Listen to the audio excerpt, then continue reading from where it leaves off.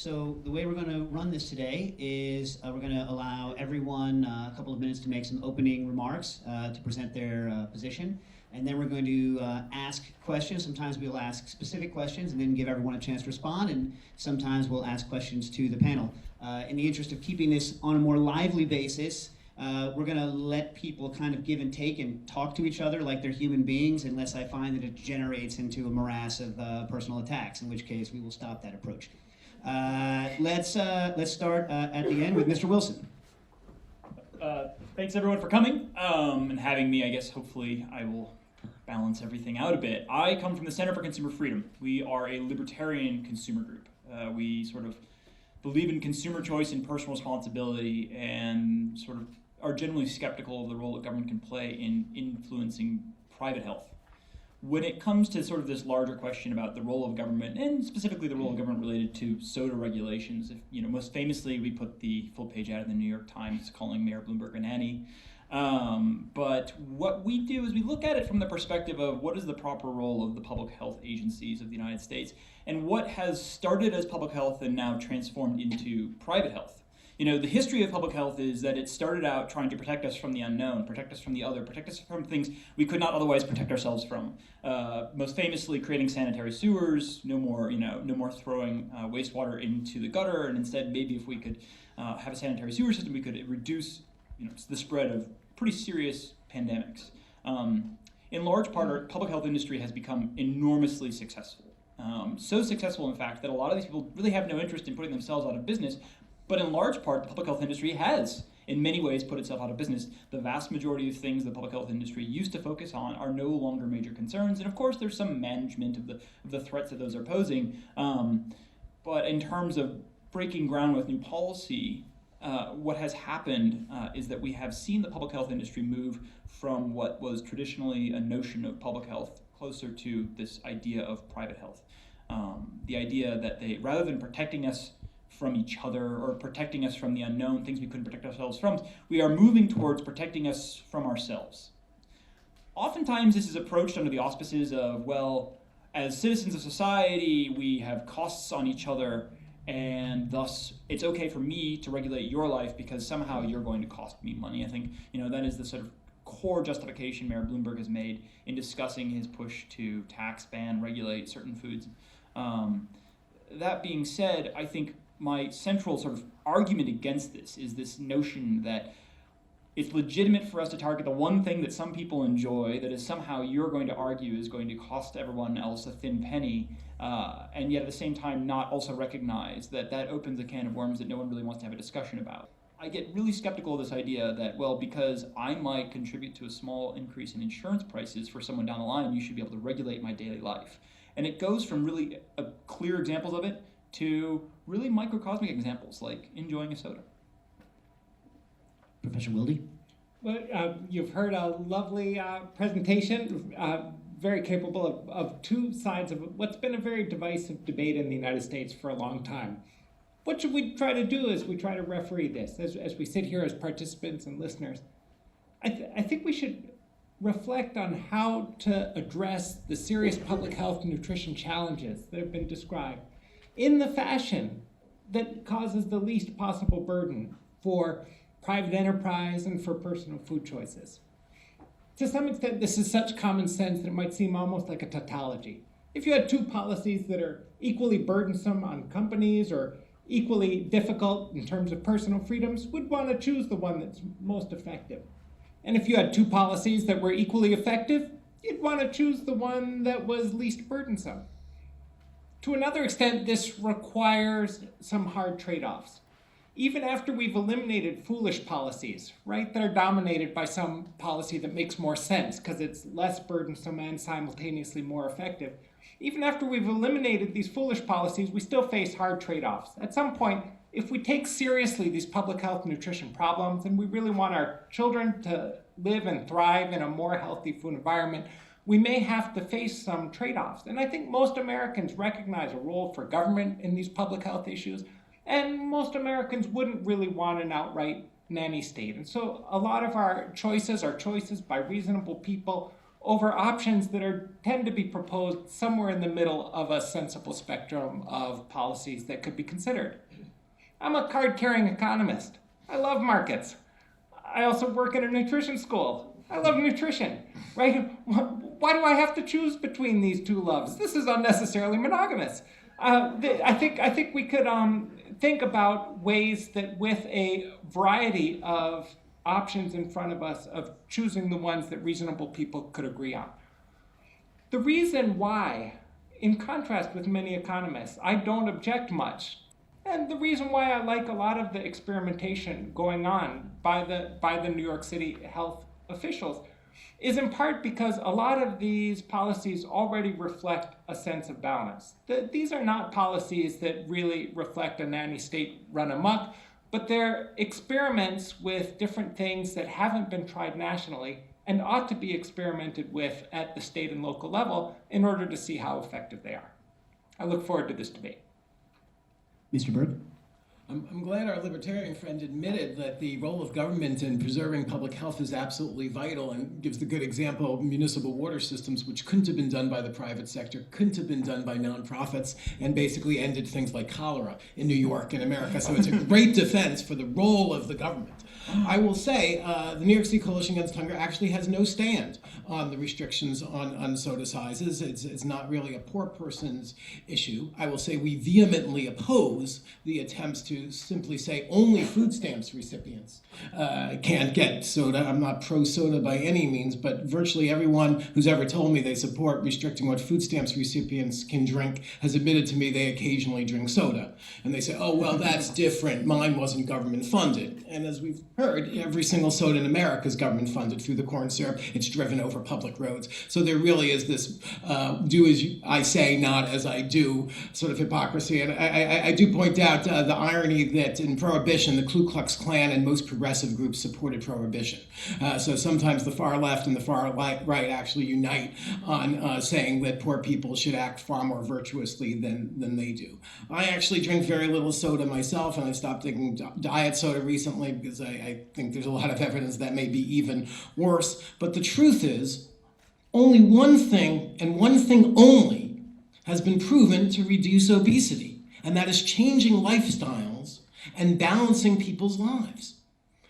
I think we do a disservice when we focus on one product. Nick, you had some great data on how bad soda is, but we could have done that with 50 other, products. I'm sure more people eat rock candy now, or Snickers bars, or other things, and certainly there's a lot of evidence we exercise a heck of a lot less. And I just think it's a distracting discussion from the fact that obesity has complex environmental, physiological, sociological, cultural, emotional causes, and that we need a complex, multifaceted response. And so I would support increasing the purchasing power for low-income people so they can afford healthier food.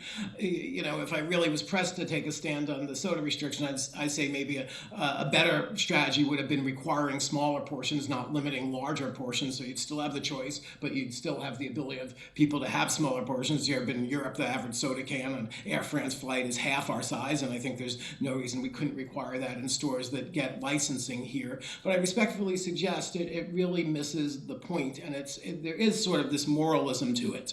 And there's the science of the moment, and I just remember a Scientific American article from a few decades ago claiming there was science that the reason whites did better in long distance races and African Americans did better in short distance races was some genetic issue. And now that Kenyans and Ethiopians win all the long distance races in the world practically, maybe that science wasn't as true as we believed it was. We need a little more humility about what we know and what we don't know, and go back to proven things. A few decades ago it was fats, then it was trans fats, then it was carbs, now it's soda. When we pick on one thing that is the evil thing that we can just blame on the corporations instead of saying we need widespread societal change, I think that creates a diversion. Professor Young? Yeah, hi. It's a pleasure to be here. I come at this both as a portion size researcher who has tracked the history of portion sizes getting big, and also as an educator who's spent my lifetime counseling overweight patients and helping them try to lose weight. And I think that the cap on portion sizes makes perfect sense. Particularly, portion sizes have increased in parallel to rising rates of obesity, and we've become accustomed to large portions. Portions are 2 to 5 times larger than they were in the past, and particularly soda sizes have grown exponentially. When McDonald's first opened, they had one size, which was 7 ounce. Their kiddie size is double that, and their 32 ounce large is 450% bigger than the original size. Large portions contribute to obesity in several ways. One is that large portions contain more calories than small portions. This is the 16 ounce size, which is the small at KFC, which is the upper limit that the Department of Health is recommending. It contains 180 calories, 12 teaspoons of sugar, which is more than the upper limit of added sugar recommended for an entire day. This 64 ounce mega jug, it's not even called a cup, it's a jug, that is 800 calories and 50 teaspoons of sugar. So can you imagine walking down the street with a half gallon of milk? That's exactly what it is. Large portions also encourage us to consume more, and we don't even realize it, and we underestimate how much we've actually eaten. Now, we have an environment that has been working against us. And in terms of sugary beverages, they provide no nutritional value. They're purely liquid calories. And we have lots of data that shows that people who drink soda on a regular basis tend to have higher body weights, poorer diets, and more health problems.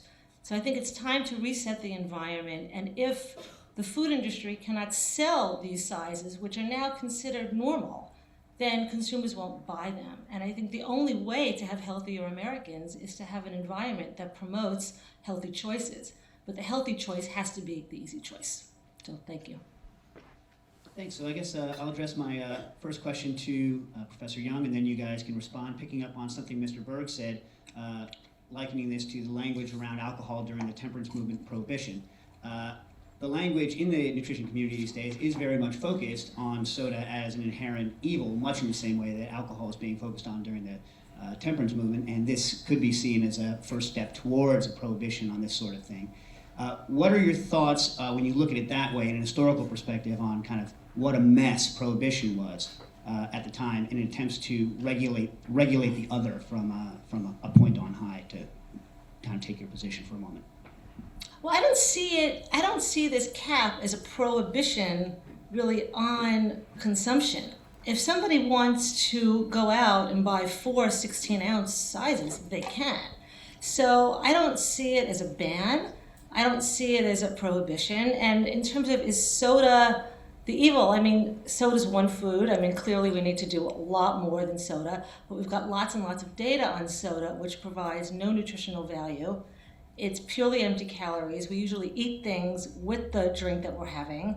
And we've got data that people who drink soda on a regular basis weigh more and have poorer diets. So I think it's something we have to start with, but I see it more as a marketing thing, more than as a prohibition.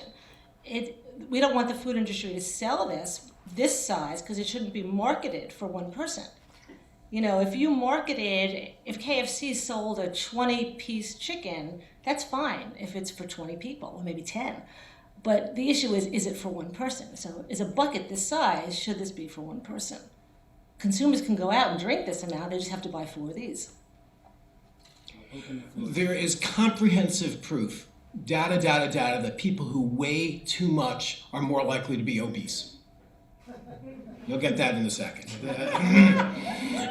My point about the causality and the casual causality about there are zillion marrows. Let me just say this about prohibition. There's no question that there's evidence that alcohol consumption actually increased in prohibition. The hypocrisy was rampant. The House and Senate each had their own bootlegger. It's a point of fact, as reported by the New York Times, the day that Mayor Bloomberg announced that he thought soda shouldn't be allowed in the SNAP food stamps program. Soda was being distributed using our tax dollars at City Hall, being distributed by the Bloomberg Foundation, being distributed by the company he founded. And I just think back to the broader point of teaching balance. A researcher for Weight Watchers once told me that they studied households in which treats were banned Treats were entirely banned, and they found that over time the kids became more obese because when they were out on their own, they basically went hog wild. I would actually liken it to some of these chastity programs where people go longer periods of time becoming virgins, and then when they finally break their chastity oath, they're far less likely to have protected sex, far less likely to be responsible. So I think we need to teach responsible choices, that one soda once in a blue moon isn't going to kill you,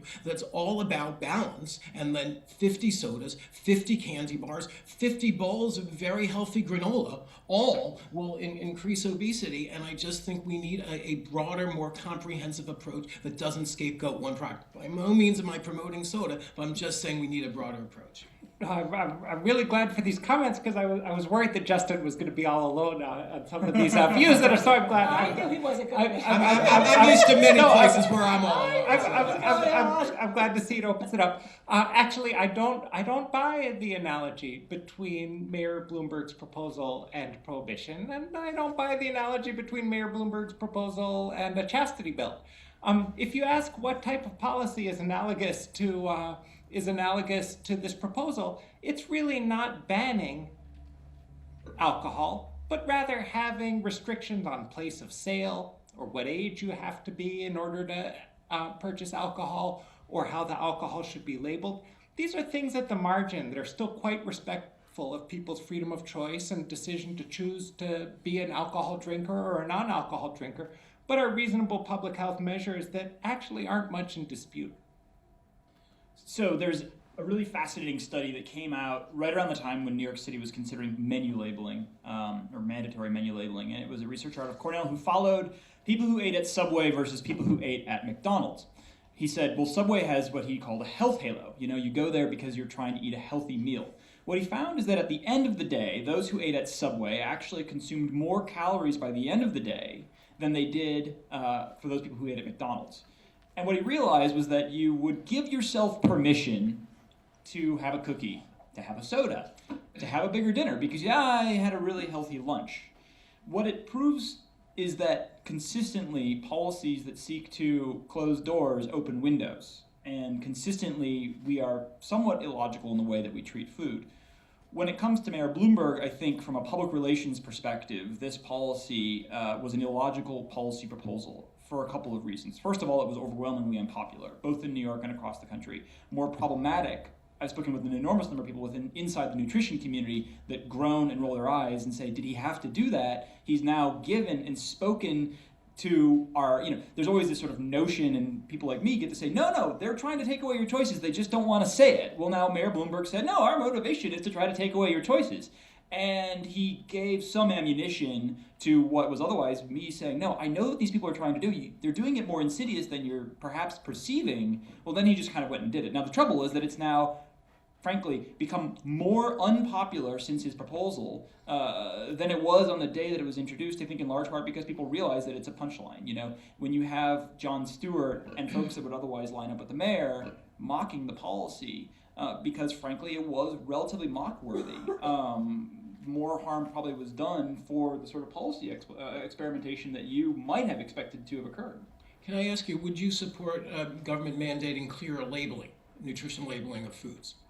I don't know how it can become more clear, frankly. The nutrition facts panel is in black and white with bold bars.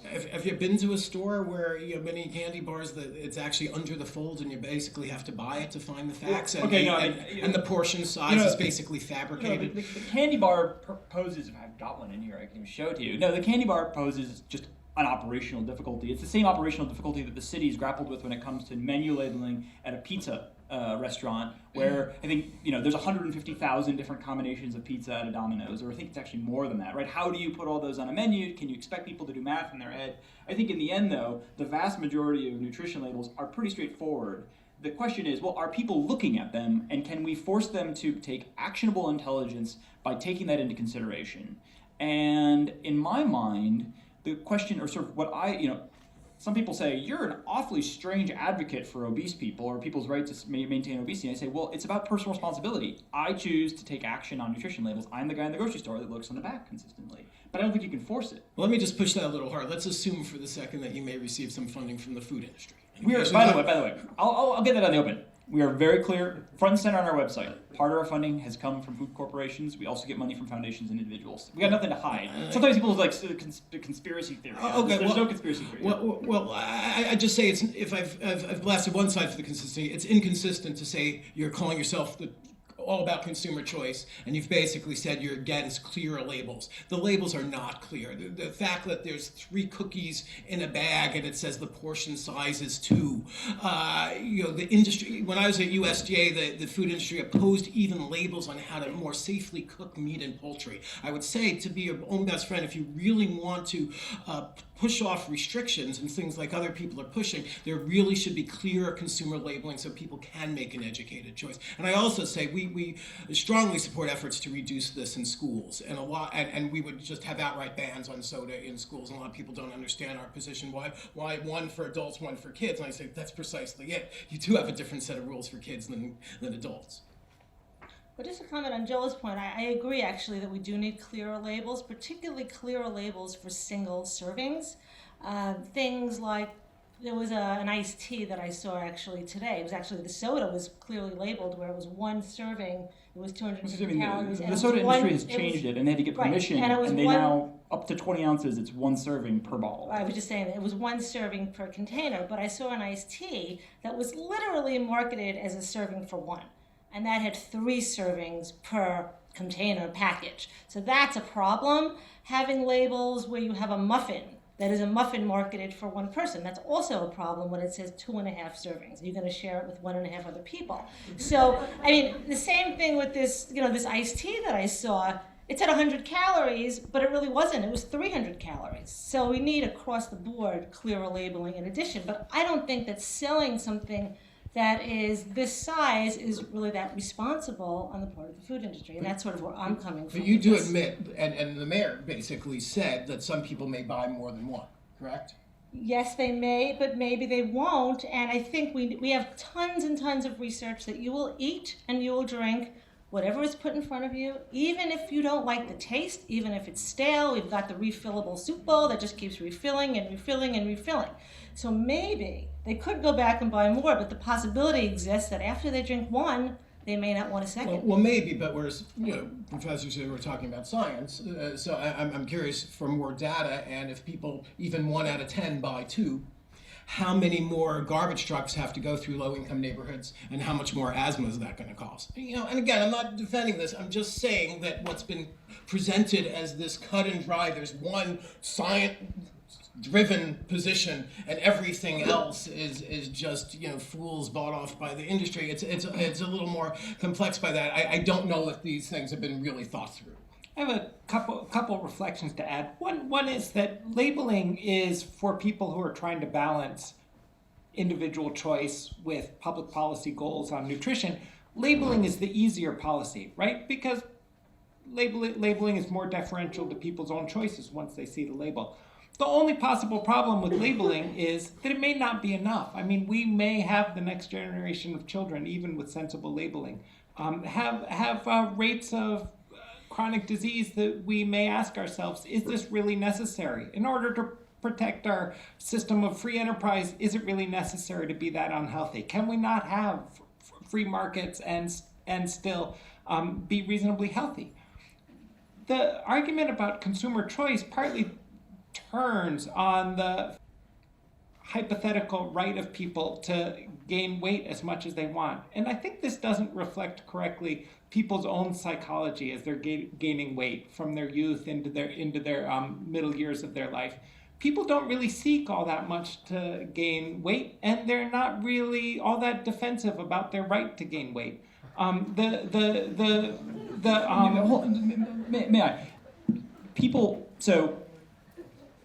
have place different utility on certain aspects of their life, and I find oftentimes that the public health community places an enormous amount of utility on maximum life extension, that we are all in this world to live as long as humanly possible. I'll tell you a story about my dad. He's overweight, he's a funny guy, he loves cheeseburgers and french fries, and he has said to me on many occasions, he also knows what I do, he said, if I die a few years early, the worst years of my life, because of all of the cheeseburgers that I have eaten for this entire period, and that's fine by me, right? And that's That's individual choice. That's the agency that he takes. And while you're right, no one is like, I am so excited that I can put on an extra pound, the government can't stop me from getting fat, haha, right? That doesn't exist. But what people do is they put an enormous amount of value on having a delicious meal on a first date, having a delicious meal with someone that they love, having a large soda that lasts through the entirety of the movie as opposed to having to get up 3 different times to keep filling it up. You know, there's utility, small amounts sometimes large amounts. I mean, think about memorable moments. I remember when we were talking about menu labeling, and I said, do you know how awkward it's going to be when you're sitting there on a first date in New York City at a very nice restaurant, and you feel like you're going to get judged for getting the food with more calories than the single, fewest amount of calories on the menu because maybe you're a little bit self-conscious about your weight. I mean, it creates this really strange and insidious political... You're talking to the wrong audience here. These people, I know. easier to score with them if you count your calories. You can't tell any of this nutritional audience. You got your wrong audience here. The trouble is that the broad strokes of government paints this brush that we're all here trying to live as long as possible to the detriment of the amount of fun and enjoyment and pleasure that we want to have, and that's where you have the problem of infringing on people's individual liberties. I want to say 2 things. One is, whatever your dad wants to do, that's great, and let him live. However, I hope he lives till 120. We have healthcare costs that are obesity related exceeding $190 billion. That's a lot of money that we're spending. So we have a situation where what we do in private does affect what happens in public. The second thing I wanted to comment was about choice. If we want to raise healthy children, or we have teenagers and we let them go to the movies, the choice that you get right now is you can get a 32-ounce small soda, a 44-ounce, or a 51-ounce. The difference between the 30-ounce and the 50-ounce is $1.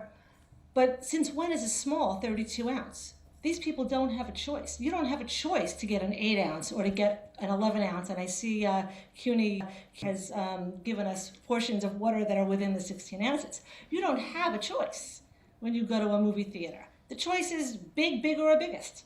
And I think that's where we need to reset the norm and reshape what is considered an appropriate amount of food. You want to go back outside and get more soda in the middle of the movie, you probably won't need to.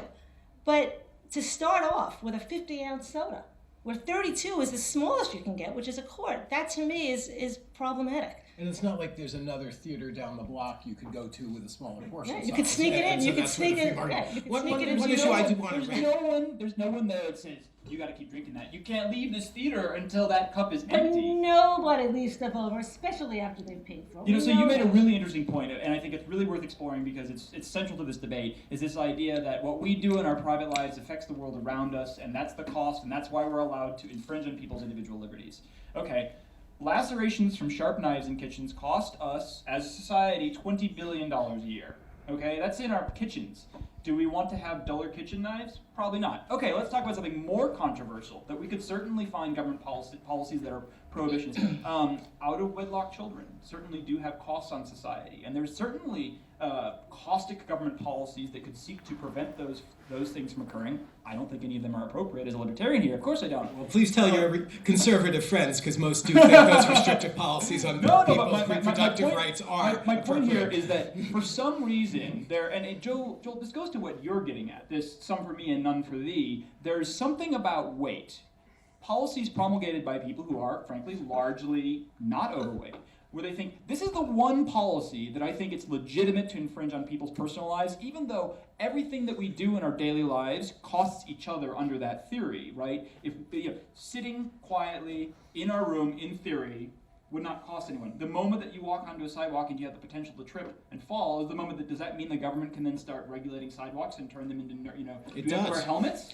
I would do see- we need to be wearing helmets? We would save the society, we would save America billions of dollars if we mandated helmet use. But I don't see that we're infringing on people's rights to drink soda. This is about marketing a jumbo soda. We're not infringing upon anyone's You right. can't can drink have all it. the You can't soda have it you both want. ways and say that it's going to reduce obesity rates. It may. You can't say that we're not restricting choice, but this policy is going to work. Because what you're saying then, in effect, is we know that people aren't going to be able to get as much soda as they want because they won't drink anymore. But we're not going to say that we're restricting choice. But we know that it's going to work because we know that we are restricting choice. Can I bring up one issue that hasn't been raised? Pleasure. I must say, my nutritionist friends that give the impression sometimes the only reason that anyone would ever drink a soda is because they've been brainwashed by a big corporation.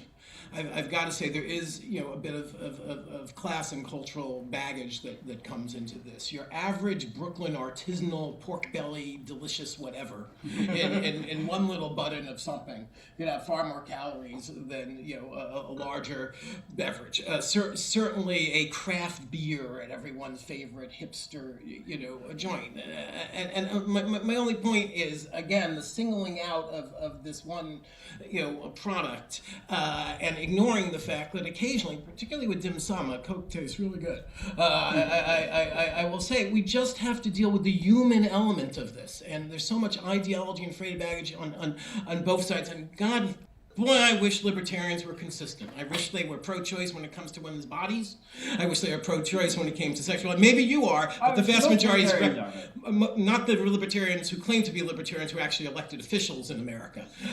Many of whom who hate food stamps, who happen to have gotten food stamps earlier in life or love getting their farm subsidies. So I just wish we depoliticized some of the ideology on both sides and looked at the facts and came up with a comprehensive plan that really improved health overall, making healthier food more affordable and available. I haven't even talked about hunger. In this city tonight, there are between 1.3 and 1.4 million people living in homes that can't afford enough food. 500,000 New York City children, 1 in 5 New York City children live in homes that can't afford enough food. There is no question that obesity and hunger are flip sides of the same malnutrition coin. So I wish we'd also focus on the deeper issues of jobs and wages and poverty and hunger and homelessness. And if we address those by making healthier food more available and more convenient, then we would dramatically reduce obesity, particularly if we also have these hypocritical policies that the same city pushing this basically is dramatically reduced recess, dramatically reduced physical education. This mayor actually raised fees on recreation centers. What's that about? So I just wish we had a comprehensive approach that really looked at this beyond some feel-good thing. We're going to do one thing and feel virtuous because we banned or didn't ban, restricted the evil jugs of one thing. So can I speak to that one a sec? I think that it's worth mentioning that this policy is part of an array of proposals that have been coming out of New York City and that make New York City fairly unique in the country currently in terms of how far they're willing to go with some of these proposals. I hear Joel's appeal for consistency across a bundle of policies, but I draw a different lesson from that. If you think about an array of policies and that you want the bundle of choices that you make about taxes on sodas and about portion size limitations in movie theaters, you want this bundle of policies to make sense and to strike the right balance between people's liberties and between the public health goals, then you've got some options that you can't pursue as single policies. For example, you can't restrict policies on what benefits can be, what foods can be purchased with SNAP if you also lack the courage to pursue policies that affect middle income and high income people. And so it's almost surprising for me to hear the critique of this policy as being a one-off policy. I'm mostly critiquing the other policy. Yeah. Well, I don't see it. I see it as a start with soda, and I see that there could be positive unintended consequences that can come out of it. When you go and you buy, a soda this size, you might get the big 7-ounce French fries. If this is the only size you could buy, you might laugh at those 7-ounce French fries and say, I better get the 4-ounce one. Or possibly these companies might then say, we better scale back the French fries, and instead of serving triple hamburgers, we're going to serve a double or a single. So I think it's really about returning the scale.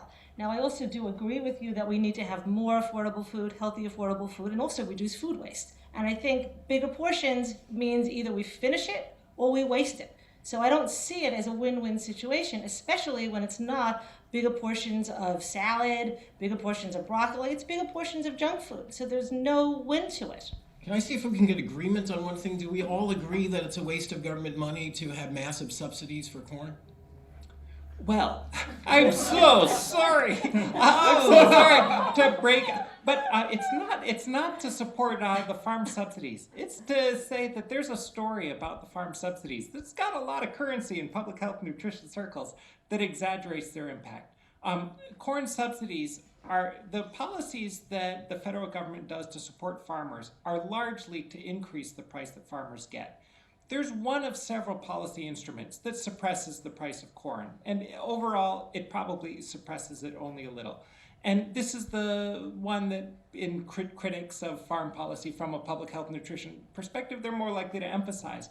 And then even the effect that the government agricultural policy has on corn is only one fraction of the things that go into the price of the corn in the products as you actually see them as soda in the marketplace. And so it's not to speak up in favor of the farm subsidies, it's just not to put all your eggs in that particular but let's basket. say we spend $5 billion less on that, that would be $5 billion more we had for food stamps, would it not be? Good. Yeah. Good So does the point. libertarian support getting rid of this corporate welfare that's intruding on our personal freedom on behalf of your food company clients? Before you answer, let's bring it back to soda specifically for a minute. Sure. No, I was going to. So. Let me put it this way to you. You've written on several occasions that you think that this particular policy is misguided because it focuses on specifically 7% of the caloric intake of people, which you say is relatively minor caloric intake. And I think the argument on the other side would be that it's a caloric intake that people don't know they're taking in. It's an uneducated, and it's not a choice because they don't know that they're choosing that. And so how do you answer to that it's not actually a choice that people are consciously making? First of all, I think it's insulting to anyone who eats that you say, well, people just don't know anything about the food that they eat. It doesn't take a PhD in nutrition, no offense to people who are PhDs in nutrition, to know that foods have calories, right? We have Diet Coke for a reason, and people know that it exists.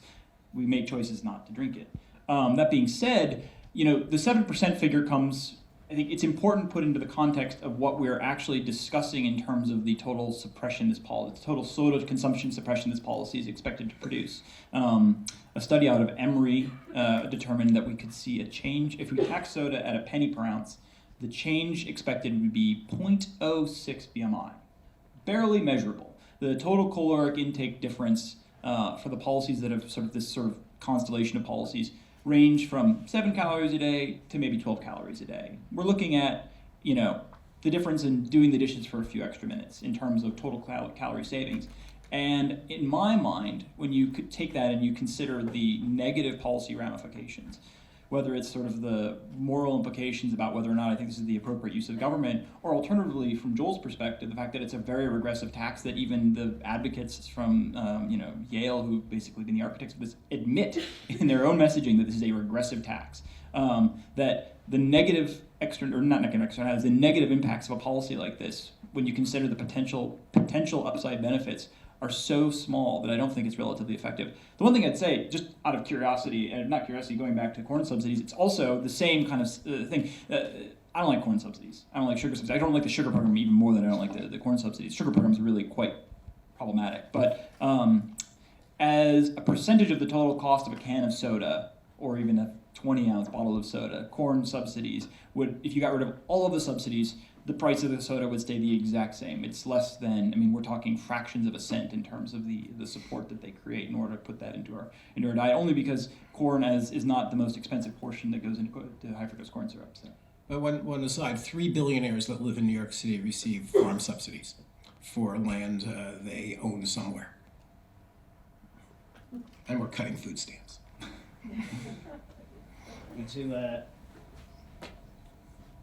So you go back to what I thought you guys were going to respond on his point. Do you have a response? Well, just to respond to Justin's point or your point before, that soda is 7% of calories. First of all, it was a lot lower. It was lower in the 70s. So soda consumption has gone down a little bit, but it's still higher than it was before it was so heavy.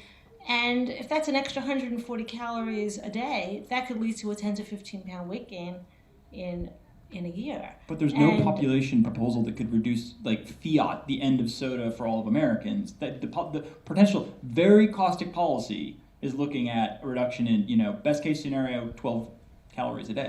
Right, and Nobody the conclusion is we need this nanny state proposal, and we need more nanny state proposals, because this one is likely to have a big enough impact. Nobody died from a deficiency of a jumbo soda. So if someone wants to have 8 ounces every now and then, that's fine, but we're dealing with something that's soda. It's not like it's milk. It's not like there's any benefits. And again, I don't see it as a prohibition. I don't see it's not a restriction. It's only really limiting what the food industry, who cares to profit, can actually sell. What consumers There's drink, one they can major drink. negative aspect that we're all missing here, by the way, which is that we are deprioritizing and sending a message that when we emphasize this notion, as you told me while we were standing up there, you said, I don't think anyone can lose weight in this environment. Well, what we're sending to people who are trying to lose weight, because what we know is that the only way, according to the National Weight Loss Registry, which is a long-term registry of people who have lost weight and kept it off, is that the only effective strategy to have a long-term weight loss is to dramatically change your diet, to exercise, and you have to really work at it. Now, it's all about personal responsibility to do that. By promulgating policies such as this one, by saying things like it's impossible to lose weight in this environment, by saying we need the government to do this for us because we can't do it for ourselves, we are sending a clear, emphatic message to people who do need to lose weight. You can't do it on your own. That you need the government to do this for you, that personal responsibility has failed, which is exactly what Kelly Brownell from Yale, he's kind of he's the guy who started this conversation 20 years ago, and he says personal responsibility has failed, we need to do something else. Well, we know that there's only one way to lose weight that works. None of these other ones have ever worked. I mean, as you've said, we still don't know any of these policies work. We need to experiment on them. What I'll tell you is that in experimenting on these policies, you're going to do an enormous amount of harm to the Americans' understanding of what is the driver and what is the solution to obesity. Let me say this, building on something Parke said. He was surprised by what I said. And I really don't care if people can buy that or not. My bigger concern is the simplicity of the debate over personal responsibility and environment, and the fact we've sort of obscured how the built environment and the economic environment prevent people from acting on their personal responsibility. And another good example is the only Americans with a constitutional right to food are prisoners. Talk about perverse incentives. There's no question, I guarantee if you do this basic, simple experiment, how many of you ate breakfast some morning, weren't planning on eating anything else, and then went to a meeting where there was a muffin or a cookie and you had that? There's no question the fact that it was right in front of you, you had it, you wouldn't have ordinarily had. But my concern about the soda is it sort of still builds into the narrative that the main problem with poverty, the main problem with obesity, and by the way, much of this discussion with Mayor started with the proposal on food stamps, not with this proposal, and many people would argue because he couldn't get that, he did this, because he couldn't get the soda tax, he did, this, is again that the problem in all these things, and the baseline of the mayor's anti-poverty initiative was that the main problem with poverty was behavior, not economics. And now the truth of the matter is poverty's gone up since he launched that initiative, so maybe he was wrong. But I just think it obscures the fact that the main problem is beyond what individuals just choose or do not choose on a daily basis. There's also false choice, claiming you have choice when you can't afford something, claiming you have choice when something doesn't exist in your neighborhood, claiming you have choice when there's only one size you can buy that's big isn't really choice. So changing that isn't denying freedom, it's acknowledging reality.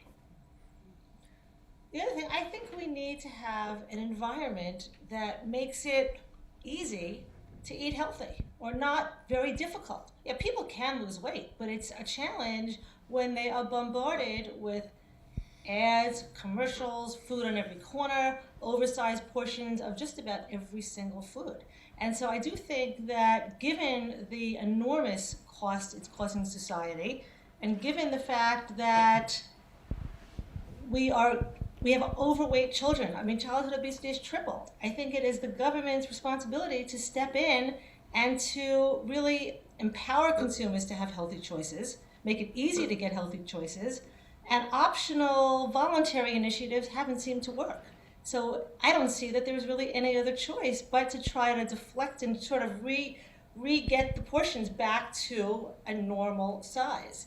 And in terms of education, there was a study out last spring or summer that when you teach even after teaching mindfulness and practices on mindfulness and practices on education, when you give people bigger sizes, even after they've learned all of this, they will still consume more. It's almost like the education just goes right out the window. So education alone isn't enough. And I think that we've got a society working against us, particularly with heavy ad campaigns, with with all sorts of fights on the part of the food industry to prevent the consumers from really being able to get healthy foods very easily. People can drink a soda, they just shouldn't be able to buy it in the size that's a bucket or a keg or a jug. They should be able to buy a cup. Professor Wilde, why is this an okay thing to choose to mess around with as a test when it seems so unfocused compared to other things that you can regulate, like alcohol or tobacco? Because in essence, it's compounded from things that you could buy in any grocery store in an unregulated fashion. And really, as you said, it's a marketing issue of we're being marketed in large quantities. So why is it okay to take something that's so fuzzy and have that be a valid thing to start playing with these regulations on? There's a couple things that make it not seem quite so fuzzy as that to me. People were asking earlier in this debate about what makes soda different. Why is soda different from potato chips or from a sweet like a cookie? Soda is a newer product in terms of human consumption. People didn't have access to large amounts, certainly not in these portions, of sugar-sweetened beverages. There's evidence that our body regulates beverages different from how it regulates solid food. Sugar, in terms of the nutrition issues, although people say, hey, the science isn't sure. Maybe this is going to be like some past science that was really racist, that wasn't really science at all. But I bet that the concern about simple carbohydrates is here to stay. I would be very surprised if nutrition science developments over the course of the next several years overturned that one. It's a little different from trans fats in margarine, for example. So it doesn't seem quite so esoteric and strange a thing to focus on. It seems like if you wanted to focus on not to single out one thing, not to demonize one particular product, but instead you wanted to make a list of the leading food and nutrition concerns that might make the biggest difference in our children's health in the next generation, this one would be high on the list.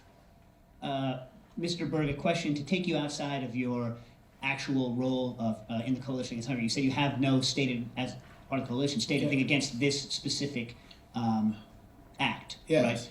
Right? I'm fighting with people over enough. Right. Personally, to have one less thing. do you feel that it is a paternalistic plan? A reporter called me about it, and I actually thought it was a joke. I didn't believe it was real, and there were rumors around that Bloomberg was going to ban happy hour at bars. So I just thought it wasn't true. They said, no, it's in the New York Times. I said, well, if they got rid of Jason Blair, so it's probably true. I just thought it was honestly a distraction from these other discussions. Now, one challenge I'll give to the industry. James Madison, a founder, said if all men were angels, we wouldn't need government. And part of the argument is, we're virtuous, so government doesn't need to regulate. And part of the problem with the industry is the reason there are these calls for, let's say, a higher minimum wage is because when left to their own devices, the food industry will allow their workers to go hungry. When left to their own devices, the food industry will market to little kids bad, products. So one thing I hope you bring back to some of your funders, that if they want less regulation, they should act more responsibly, individually using their free choice as unfettered Americans. I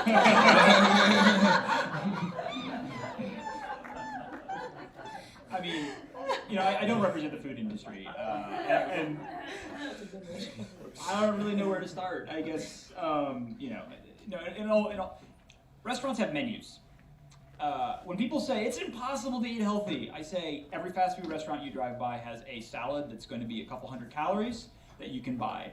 And they're going to give you a dressing packet, and you don't need to put the whole thing on your salad. But you could buy 5 hamburgers for the same price as that one salad. That's not necessarily true. Well, in not many always. cases. I mean, the trouble, right? I mean, the most difficult thing, and what the fast food restaurants will tell you, is that there's a logistics problem with salads. It's very difficult to deliver fresh lettuce that people actually want to eat. People don't like iceberg lettuce. It's the only one you can put in the refrigerator for a long period of time. And frankly, in many ways, the salad on a fast food restaurant menu is one of the least profitable things. For a long time, they would introduce a salad, it would be the worst seller, and they would get rid of it. Now, the fast food industry has said, no, we're going to make a commitment to having some very low profitability products on our menu, ones that have to have our delivery trucks come twice as often every week, because we know people want to have fresh, leafy, spinach greens that otherwise are going to go brown. But they do it because they know that A, that there's a demand, and also B, because they think they should be doing it. And so those things exist, right? pretty much everywhere you can find healthy food. It's not the majority of the food, but remember, we have a menu, we have a market. People get to make choices for themselves. We're adults and we're parents. And so I have no problem when you go to a restaurant that has, 15 succulent, delicious steaks, a 64-ounce porterhouse. But you know what? Almost assuredly on that menu is going to be a light salad. There might be a skinless, boneless chicken breast on a bun. Those things all exist. And so I think that we should let people make those choices for themselves, not just remove the choices that are on the other end. If you think there's healthy food everywhere, I so. invite you to join me in the South Bronx sometime. No, actually, you make a really, really good point about a lot of these policies. The most complicated thing that's happening in New York is that no one wants to talk about ethnic food, bodegas, and a variety of other local small business owners who I think are more politically connected and frankly have much better public relations than big soda, as you've been calling it during this evening. That, I mean, if you want to go find unhealthy food, go look at a lot of ethnic restaurants in New York City, and yet those are completely never discussed. I mean, that is completely off the table, if you will. I just want to comment about the price differential. I mean, you could go in and get that 64-ounce porterhouse, or maybe there'll be a 10-ounce steak. But the way the price structure seems to work is you could pay an extra quarter, an extra 50 cents, and you can get twice as much. I mean, one thing that has really shocked me is where you're actually paying more for less product. The soda industry did come out with these small 7.5-ounce cans. And I was pricing them, and I found that you can only buy them in an 8-pack, so you can't even buy them, at least in the stores that I've been to, you can't buy them alone. And 8 of those cost $5.99, but 8 of the 12-ounce can, so the can is bigger, 50% bigger, but you're paying $3.99. So it's sort of like you're being punished for the smaller size. So there's an economic And the food reality industry, associated no, with but the the food can. industry will say, well, we're offering smaller sizes, but they're not really that affordable. I walk by a Burger King every single day on my way home, and I see ads off the $1 menu, and they're always junk food. They're never healthy things. They're not for apples. They're for junk. I was worried you weren't going to have water on the table, and so I brought something to refresh myself. This is, That is the same as this. That's okay if it's for the family. right? This is not a single serving. Anyone who thinks it's a single serving has bigger problems. I mean, This is a we have single serving, and it's the same amount. They don't market that as a single serving. They market that to people who are doing takeout, who are getting a bucket of chicken, and they sell that with a bucket of chicken. So if You you're can getting get this with this three straws? way, if you're going to KFC and you're getting a 12-piece bucket of chicken and a 64-ounce bucket of soda, and you think that that's a single serving, we've got larger problems. And you're on the fringe of no, but in all reality, right? You can make this into a 7.5-ounce serving. This was, 99 cents, I believe. You can make this into any serving you want. There's a lot of agency associated with something like this, a lot of consumer choices associated with something like this. Now, I understand you being upset. Aluminum costs money. These soda companies, I feel bad for them. Like, yes, you're right. It does cost more, but they're trying to give consumers what they want at a price the consumers are willing to pay for the convenience associated with having a soda that doesn't go flat. People pay for different things at different times, and I have no problem with that. So in a minute, we're going to go to Q&A. Before we go to Q&A, I want to go through, and this is just going to be each of you talking, no give and take, just a response. So for those of you who I think this ban is, so far I read that everyone thinks that we should probably consume fewer calories as a country. That's what I get this. So we're in agreement there. Whether or not you think this particular policy is the best way to go, if it's not the best way to go, is it a good also-ran way to go? And then if it's not a good way to go, give me a good way to go that's actually a reasonable tack to take to solve this specific problem. We'll start here. I think it is a good way to go in conjunction with continued education campaigns. So not just alone, but just education will not do it. So I think starting with the soda and doing it in addition to having more education campaigns. The Department of Health just came out with one last week. If you haven't seen it on the TV, I've seen it about 10 times. So to do both together and to continue also to promote more physical activity. So it's the energy in, which is the food, and it's also dealing with the physical activity and education on healthy eating and healthy lifestyles. I'll just reiterate that I think we need I don't really care about this. I think we need a far more comprehensive approach, and we must start with reducing hunger and poverty in New York City. You can reverse obesity over time. Childhood hunger has impacts that can never be fixed the rest of the life, essentially. So I just want to refocus our priorities a bit. Well, but for the focus of this, do you find it to be a harmful canard or merely harmless and useless? A little of each, depending on the day and who's saying it in what context. I prefer this whole discussion to be on poverty in America, not, whether we have that or that. That'll be roundtable too. And we have half the people in the audience. That's the truth as well. Yeah, I've been worried the whole debate that you were going to pin us down that precisely, and I thought I had escaped.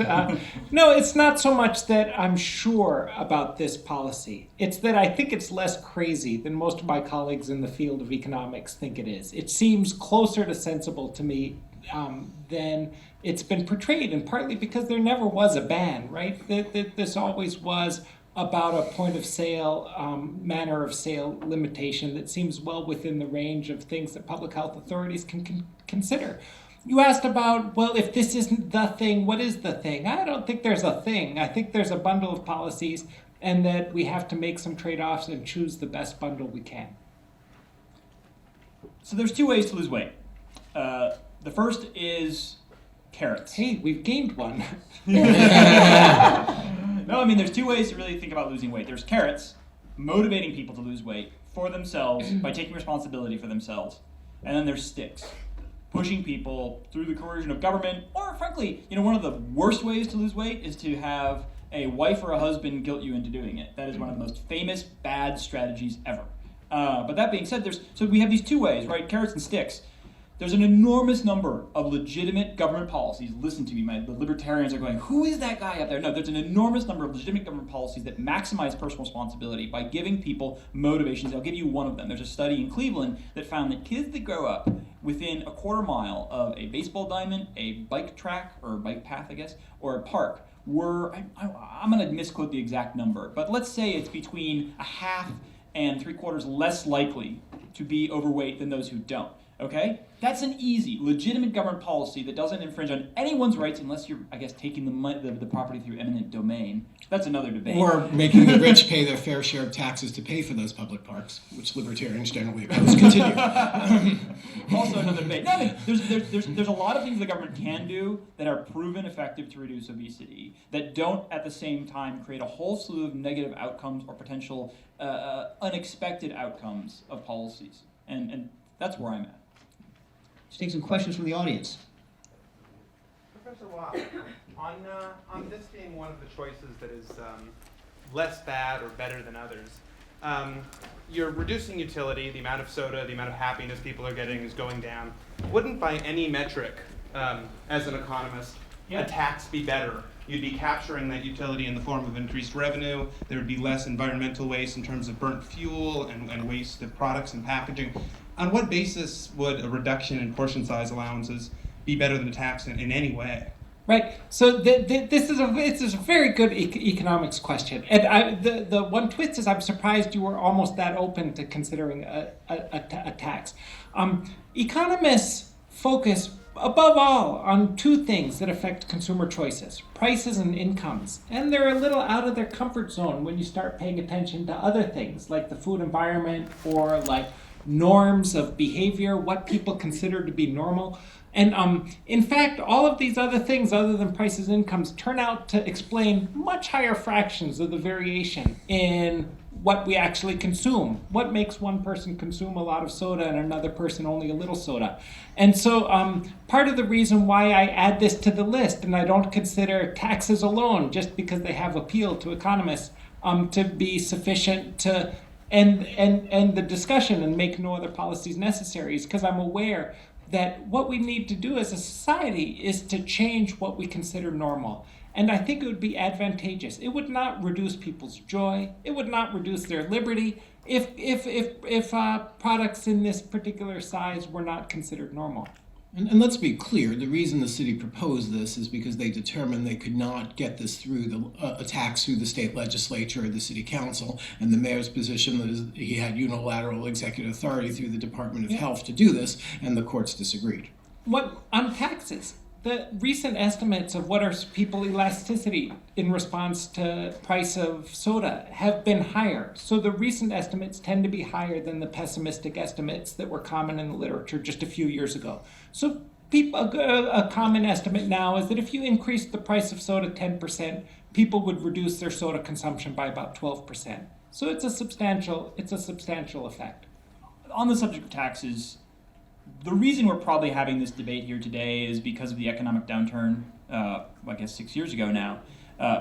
Only one professor was pushing the idea of taxing soda before we had an economic downturn. Kelly Barnett mentioned earlier. I mean, there were a few others. I'm sure you might have had a discussion, but it was not a conversation that was being had. And as cities and states started searching through the couch cushions, looking for extra money to be able to afford whatever was going on in the city, they started looking for new means of generating revenue. And then all of a sudden, sin taxes, we can support sin taxes. That's how this conversation got started. Now, I'll tell you a funny story about sin taxes that really elucidates what's going on in Bloomberg's mind. So, sin taxes, right, the idea is it's called a Pigouvian tax. You tax something at a rate such that the rate itself will reduce the consumption, and at the same time, you use the revenue from the tax to then push that even further. So when you hear about soda taxes, every single state legislator says, we're going to take every ounce of that revenue and we're going to put that towards reducing obesity rates. Well, money in state governments and city governments is completely fungible. In the city of, in Washington, D.C., we passed a sin tax on plastic bags. And they said, we're going to use this money to clean up the Anacostia River. It took them 6 months before they said, well, we're not going to actually fund that program. We're going to reposition that money to pay for the street sweepers because in a technical sense, they're keeping silt out of the city. I'll tell you one last story. This is the most ridiculous out of the tobacco. During the multi-state settlement, Minnesota did not engage itself in the multi-state settlement. Instead, they pursued their own lawsuit against tobacco companies. And when Minnesota won independent of the other states, the attorneys general of the other states wrote to the court. Minnesota got like a $20 billion payout. The attorneys general of the other states that were recipients of the multi-state settlement wrote to the court and said, you cannot award Minnesota $20 billion. We need the money from the tobacco companies and you'll put them out of business. We're budgeting around it and we need it for our health departments. It creates the most ridiculous reverse incentive for the city to actually become addicted to the revenue of people who are drinking soda. And that's what's happened with a lot of other sin taxes. And one other thing, I think it's important to look at this sometimes. If both sides are right, which is the greatest harm and greatest risk? And so we actually joined with the mayor in supporting his ban on artificial trans fats. Because let's assume the supporters of the ban were right, it could have dramatic improvement in public health. Even the opponents of it, the harm to the restaurant industry, at best they could argue was negligible. It went through, upheld by the courts, and the harm was negligible. There were plenty of other, healthier alternatives to it. And so I think we have to have a reasonable look, again, beyond hard and fast, either we're for nanny states or not. I'd be more nanny state than the mayor in mandating helmets and driving lessons for these new bicycle sharing programs that almost run me over 5 times a day. See, I was talking about Nerf sidewalks and mandatory helmets for everyone. When your group that existed 20 years ago would have probably opposed seatbelts, and they've saved millions of people. And so there shouldn't be a hard and fast ideology. We ought to look on a case-by-case basis what works. That's true. You want to crack, or you want to take another question? Take another question, it's fine.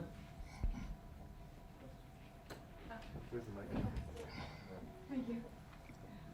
Professor Berg, I have this question about basically how do you see soda and all of these public health issues impacting poverty, since you say it may be a separate thing, but in my mind I think that poverty is compounded when bad health happens, and so I would like to know your viewpoint on this. Well, look, the only country in the world that measures food insecurity, is used to measure food insecurity, basically the USDA measure of food insecurity for the United States, is Canada.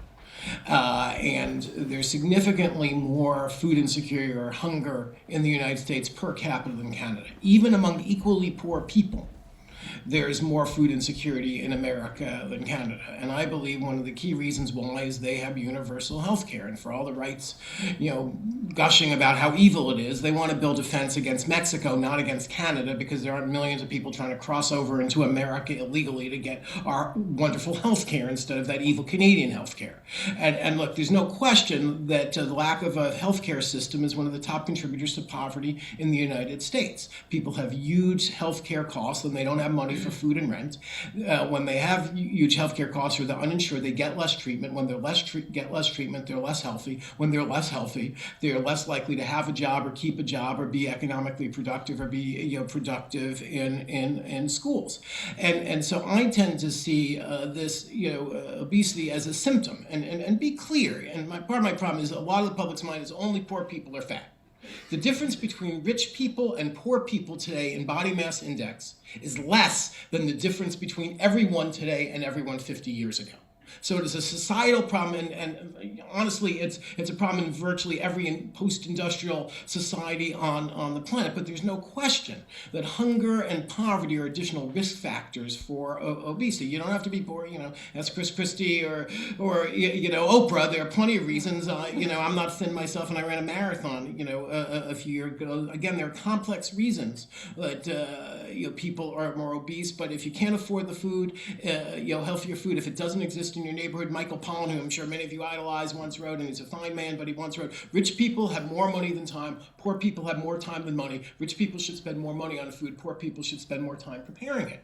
And I gotta tell you, even 30 years ago, when many poor people were on cash welfare, it wasn't true they had lots of time. Today, less than 10% of the poor people in America are on cash welfare. Many people are working 2 or 3 jobs. This idea that the only good food, the only virtuous food is cooked really slowly from scratch is a very, very class-biased notion. People working 2 or 3 jobs, they're traveling by public transportation, they don't have a nanny, and so I think they're all very complex interactions on these issues. One of the things we're hoping that the next mayor will do, and we've had even some conversations with this administration on it, is creating some food zones where we try every single intervention in a small neighborhood. Everything the nutritionists say would reduce obesity, more nutrition education, more options on smaller portion size, more exercise, more recess. Everything I say would help, more access to food stamps, universal school breakfast, summer meals that are healthier, and let's really test, my contention that the top way to reduce obesity is also the top way to reduce hunger, increase the access of healthier of low-income people to healthier food. So it's a long answer, but a complicated issue. And I can, if I may, I haven't done it once yet, plug the book I wrote, my only book, All You Can Eat: How Hungry Is America, available on Amazon or Kindle, where I have at least one chapter on the complex link between obesity and hunger and poverty. Well, one thing I would agree with Joel is we do need to make healthy food affordable, and we need to make it available across all incomes. I mean, and if there were a tax, Bloomberg had proposed the penny, going by the ounce, by the 8 ounces. But I think the penny an ounce thing, I think the money should then be spent, besides for education, to really work on subsidizing healthy food in poor neighborhoods. Because that's something that's very important. When he mentioned come to the South Bronx, you can't always get healthy foods. When you go to McDonald's, most of the things you're going to be able to buy are not going to be healthy at the price point where you can get junk. And 2 other things the mayor's done that I've supported, and I see Kathy noticed here from the Department of Health, did these 2 great things. One is the Green Carts Initiative, bringing more fresh produce into low-income neighborhoods. We strongly support that. We strongly support the Health Buck program, which gives people more purchasing power at farmers markets. I think both of them have been unequivocal successes. Increasing consumer choice and reducing obesity. We all love it. So, as we've seen tonight, the soda ban, the soda limitations. Not a ban? What's that? It's a cap, it's not a ban. It's right, it's a cap, it's a limitation. It creates a lot of heated debate. In fact, my husband and I had a door slamming fight. The exact same. I can't even say who won. I don't think there was a winner. But and you didn't do it right. As we've touched on a little bit already, it's not Bloomberg's first health policy in regards to food. The trans fat ban was an actual prohibition. And also within his administration came the calories on food menus in restaurants in New York City, in chain restaurants. So why has the soda ban created such ire and anger and heated debate as compared to his other food policies. Why this one? I think it's obvious because trans fats was complicated largely because a little story about the trans fat ban, and that one's really a ban. The edible oil industry. There's a trade association in Washington, D.C. I realized, of course there's someone dedicated to this. They spent 10 years trying to figure out how to create a vegetable oil that would be trans fat free. And at the 9th year, Mayor Bloomberg proposed his ban. And he could not have proposed it if it wasn't for the work that they had already done. They were already moving in that direction. What I said, there was absolutely no profit-driven motive to creating an oil that was less healthy for you than otherwise. There was no price difference in these two oils. Mayor Bloomberg sort of came in at the very last moment as the entire industry was sort of getting ready to do this and proposed it. The reason why it wasn't controversial is because the food that was made with trans fat-free oil tasted the exact same. And the reason why the menu labeling proposal wasn't controversial, or it was somewhat controversial, but it wasn't really The food industry sued to prevent it. That's pretty controversial. They just lost. I mean, there was operational problems for the food industry that they are still grappling with, and that's part of the reason they proposed it, or they sued it. But to this day, it's still pretty difficult to figure out how many calories are on a pizza, or at a restaurant that has any kind of degree of customizability, or if you're at a Whole Foods and you're trying to figure out how much is in the scoop that you've just had. But that being said, setting that aside, none of those really had implications on consumer choice. In fact, the menu labeling one was actually probably best seen as maximizing consumer choice, creating informed consumers. The soda ban, for the reason that we call it a ban, is obviously a completely different policy. It's a different mindset. It comes out of this mindset, I think, sort of best understood. If you're looking for something to read on this that's a little bit more philosophical in its understanding, is Cass Sunstein's book, Nudge, right? Obviously, this has influenced what's going on with Mayor Bloomberg in this proposal, insofar as the idea of creating a different default choice, right? The idea here is that we're changing what's available to people by just slightly nudging them just a little bit. Maybe they won't even notice that they're being nudged. The trouble was this was a little bit too hard of a nudge. People, it's kind of like, when you push someone's knees out from behind them and they're not expecting it, people fall to the ground. Mayor Bloomberg probably pushed too hard.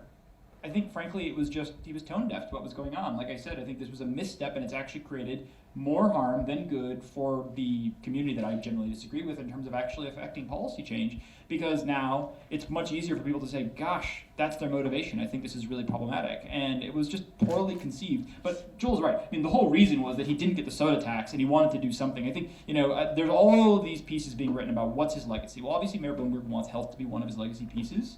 And I think he said, I want to carve out something that's doable. That's probably why he actually went after soda, right? There's this book called Rules for Radicals, written by Saul Alinsky. One of the rules is pick a target, isolate it, polarize it. And that's exactly what happened here. And I think he was hoping desperately that he could finally get a policy. I think, we're still going to see what's going to happen in the courts, but I think ultimately he failed. For the record, I want to say there's no evidence that Michael Bloomberg, the billionaire, is a follower of radical leftists. I want to say, the reason I think there's a differential treatment is because it affected everyone, not just poor people. And so the newspaper editors, this would affect us. And for me, you asked me honestly what my true feeling was sort of amusement. Sitting back and sort of laughing with so many people who were fine saying to a poor person on food stamps that you could never, ever, ever, ever get any soda ever. And people could say, well, you could get with other money. Many, many people, their only money for food is food stamps, going ballistic when they themselves had a marginal restriction on portion size. So I was sort of just, if I can't say it's horrible to say, amused. But I will say that the soda industry did a very good job fighting back, where you can't walk down the street without seeing these buses and these carts that say it's all about choice. They were stopping people on the street. I'm told they were getting paid $15 an hour to do that, so if anyone needs a job. So there was a fierce fight back immediately from the beverage industry, and there always is. When they tried to do that tax in Richmond to try to have the soda tax, the beverage industry spent $2.5 million just countering that. So I think that's one issue. I think the labeling of the portion cap as a ban was also an issue because soda's not being banned. I think the difference between soda, in a way, and the trans fats is that you don't see the trans fats. It's sort of hidden in the food, but you don't see it. But in terms of the sodas and the cups, you see that. So I think people sort of observe that more. Taking the trans fats out ultimately will be good for our health. Capping the sizes of soda will also ultimately be good for the health. But I think people don't see the two the same way because they don't see the trans fats. You're substituting it with something else. Professor Wilde, that was our last question. So if you want to add your last words on this question, then we'll wrap it up. Right? Sometimes I have a kind of a reverie or a fantasy. I imagine a commission of industry people trying to pick the policies that they object to least. You know, the pro nutrition policies that they object to least, that are least burdensome for them. But the trick is that this commission has each of its policies that it considers scored by something. It's kind of like the Congressional Budget Office to say, how much impact will that have? So at first they'll just say, hey, we'd just like to have a little bit of consumer education, and basically that ought to do it. And then the score comes in, bam, small effect on consumer nutrition. And then they start to consider which policies that actually would have a big impact are least objectionable. And what was most persuasive in your final comments was that maybe you're saying this particular policy isn't all that good, that there were things about it that you described as tone deaf. And I'd be interested to know, though, if we weren't willing to do nothing, what policies that do make a big impact would people who are speaking from a libertarian perspective or from a pro-business perspective most want to support? I can't let that drop. Okay, go. I was like, oh, I ask you one question, Justin. No, I mean, I'll go back to this notion of personal responsibility being the, I'll quote an expert. There is no proven policy on a population-wide scale the government can implement that is shown to show substantial reductions in obesity rates across the entire population. I assume you agree with that, right? We need to experiment. We don't have one policy where the statistics are just like that and it works every time. There is a strategy that is very easy, that works every single time, which is taking responsibility for yourself. In a big way. It's not easy. No, everyone knows that. The trouble, though, is that I think the policies that maximize personal responsibility, that seek to promote personal responsibility, that the government absolutely can and should be doing, are the policies that we should be focusing on, because we know that they work. And you're right, I mean, menu labeling, right? To a certain extent, I remember like early on when menu labeling was going on, everyone said, this is gonna work. They were selling it as an obesity restriction strategy, and I was kind of with you. I said, I don't think it's going to work. And that being said, the strategy from the other side is we need more caustic government regulation. We need less personal responsibility, more government responsibility. I think, no. We need to push people to take responsibility for themselves. I think people have to be responsible, but I also think they have to be responsible within the confines of an environment that promotes health, not sickness.